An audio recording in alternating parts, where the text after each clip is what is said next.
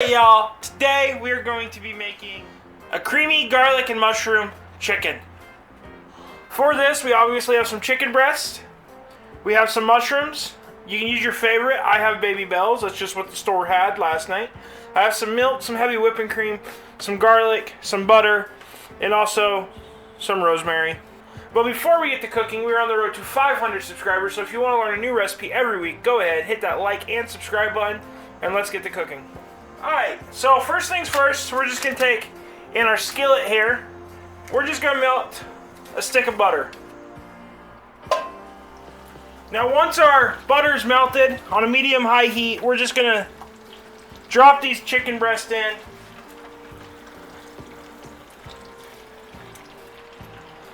And we're going to cook them for about 5 to 8 minutes, depending on their thickness on each side.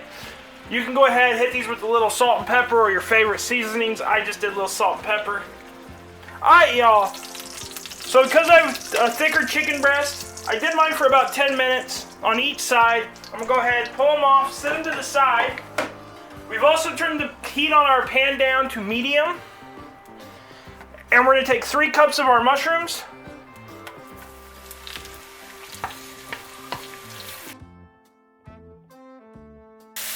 And we're just going to saute these on a medium heat for about 3 minutes.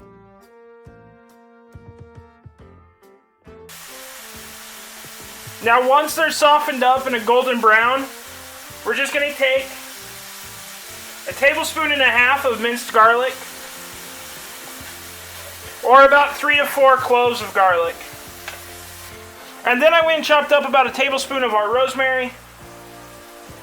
And then we're just going to let this simmer for about a minute or two until that garlic and that rosemary's aroma really starts to come through. And to that, we're going to add 3 cups of our heavy whipping cream.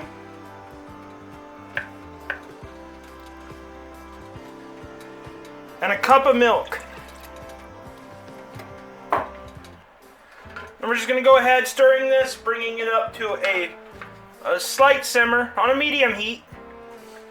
And then we're going to go ahead, place our chicken breast back in.